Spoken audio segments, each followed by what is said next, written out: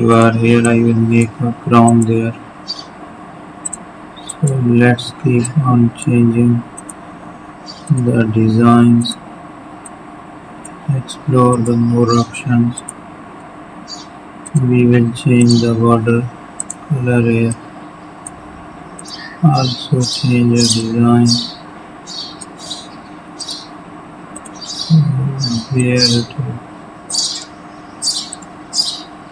I will use the different options. Thank you for watching our video. So here I will use the pattern stamp to cover up the whole area. Use a paint here.